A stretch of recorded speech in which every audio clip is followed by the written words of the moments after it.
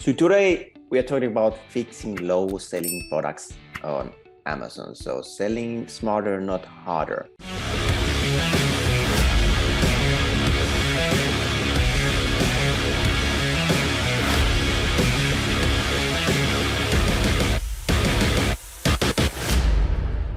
And this was actually interesting thing. Well, I mean, the thing that I like many like bigger brands do is that they create sometimes like separate brands for the low quality products. So, and often it has happened some way that maybe, I mean, there's been even cases that they didn't do it like deliberately from the beginning. No, they just ended up in a situation that, oh, okay, now we have these products that are not too good quality, or they notice that, I mean, customers actually are not willing to pay that higher price. They want to be paying much lower price, but with that price, I mean, the quality is not going to be that good. Examples of this brand is that, for example, Pure Care Essentials launched this Pure Care Pro Clean as a separate brand for low quality products, mainly not to hurt the premium brand image of the main brand.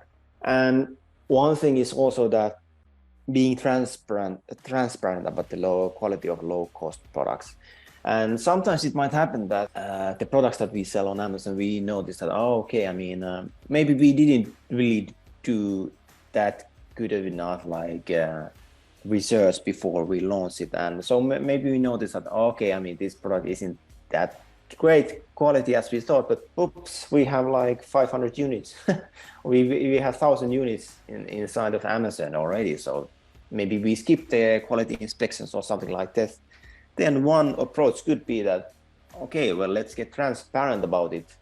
So we want to sell these, the inventory that we have on Amazon, and it has this and an issue. Maybe the issue is that, I mean, this is not that great quality. So I mean, at that point we have two options. We either remove the inventory, or we dispose the inventory, removing or disposing, or then we can actually start thinking that could we sell it? And if we decide to sell it, like what is the best way that we are not going to be getting like disappointed customers? So could we somehow be upfront about that this product really isn't that good of a quality? So maybe this product actually has all these issues. So what if we actually mention all that in the listing, so people don't get upset when they actually receive it?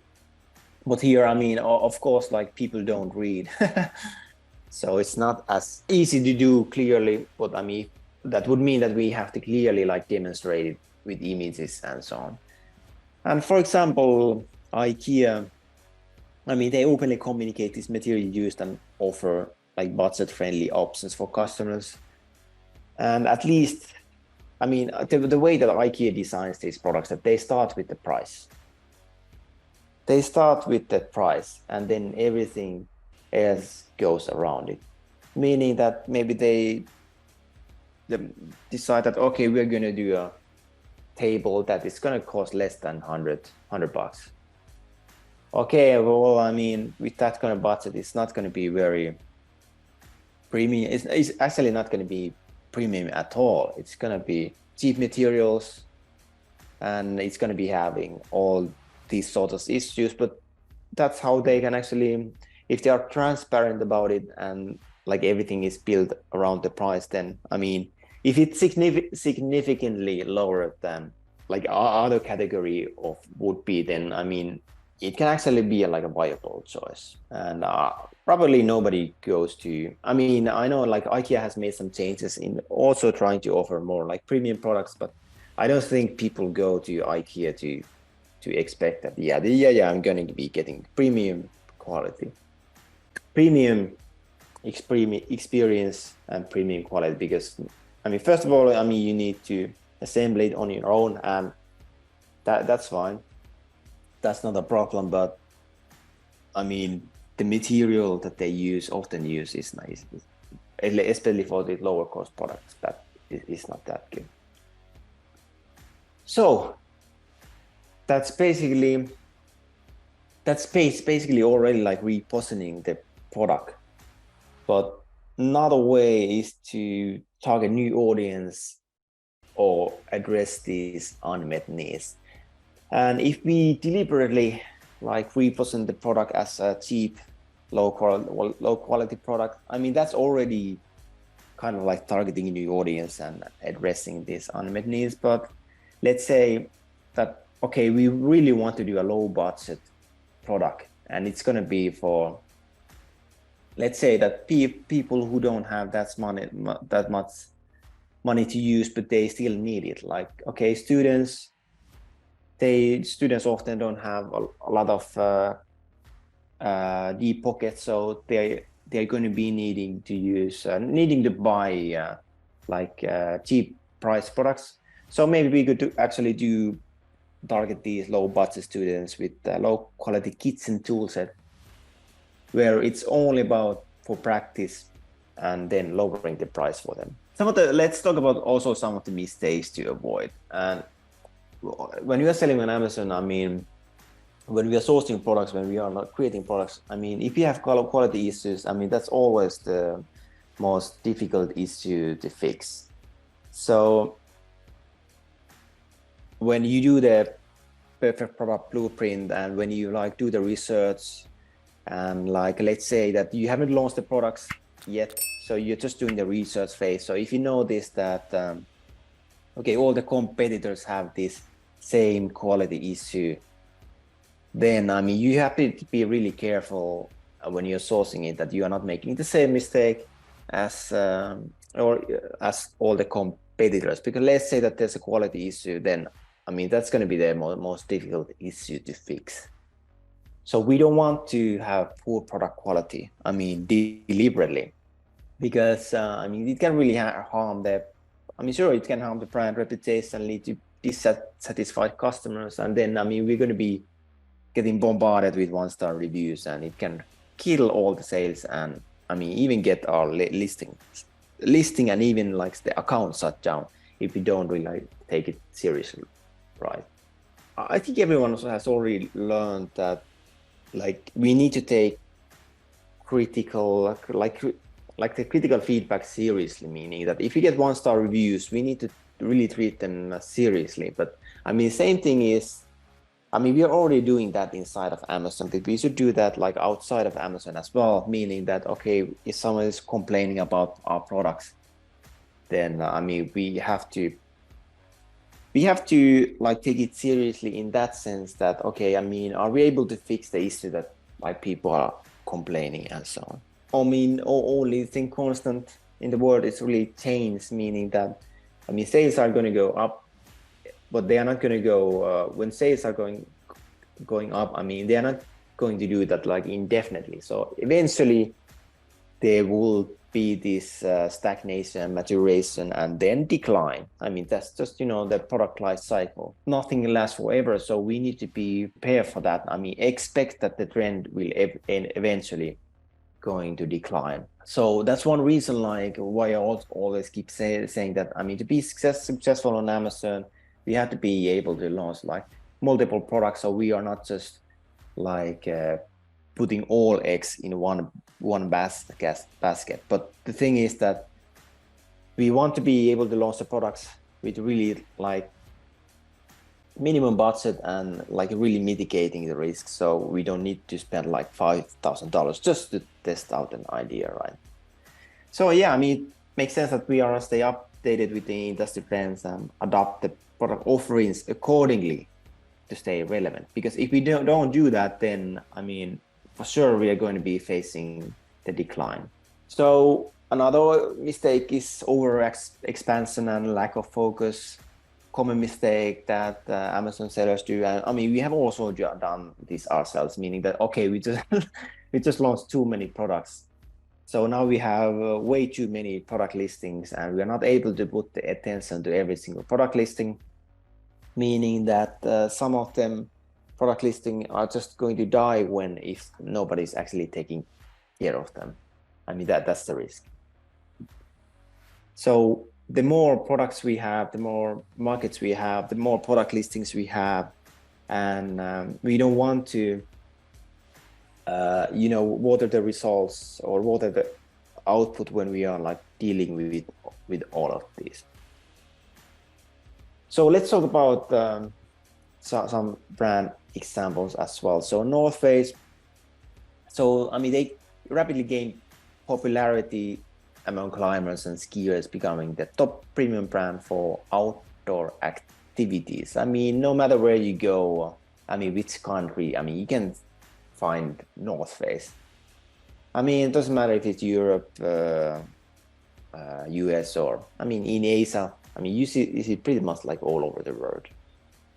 But their decision to produce all products in-house rather than actually outsourcing some of it, it actually led to a decline in both quality and popularity. And that's kind of like a funny thing. Like, let's say that we are North Face and we are thinking that, hey, we want to get higher profits. We want to get more control of everything that we do, right?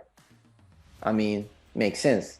So what if we actually just produce all the products in-house?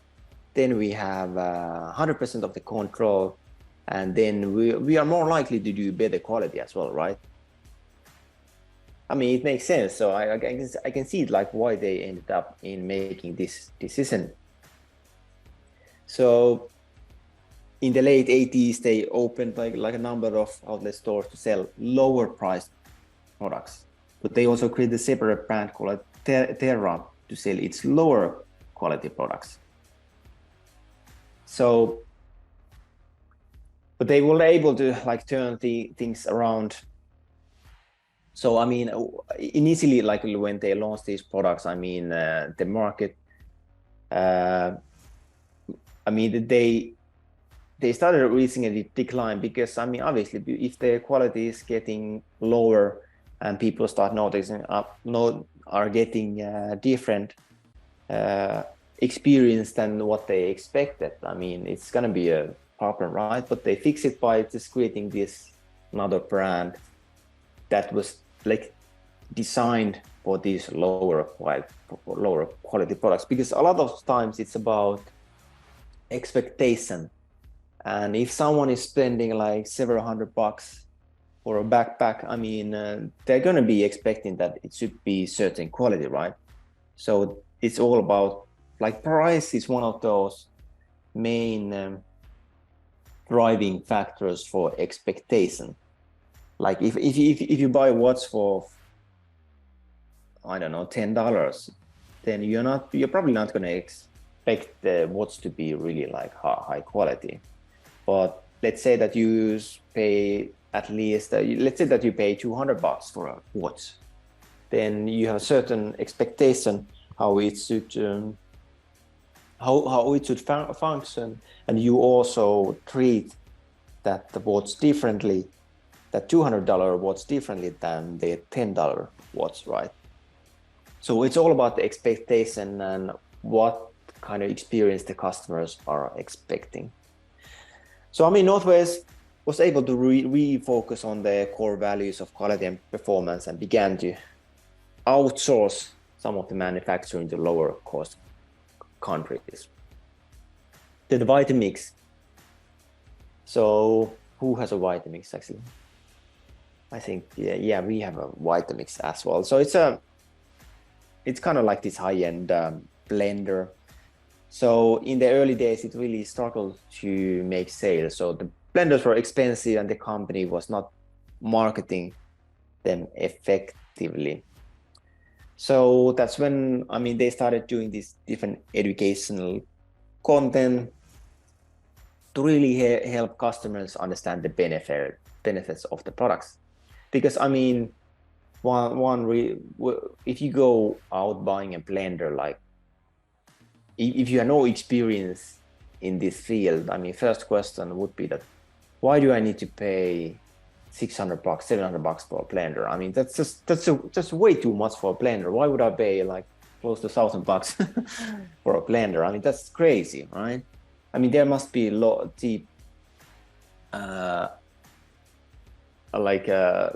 there must be less expensive blenders that I can use. Like, do I really need this kind of product? So obviously, like if you would be launching like this kind of premium product, I mean, we need to educate the audience that why they need to have this kind of like why they need to pay this much for a blender. So I mean, they started doing this educational journey, and they also actually lowered their price and offered different kind of discounts to make the products more accessible to a wider range of customers. So they were able to turn things around and become a successful company. And I mean, today, I mean, Vitamix is, I mean, it's well known all over the world. And one of these, if someone thinks about high-end blenders, I mean, chances are that someone is gonna mention Vitamix.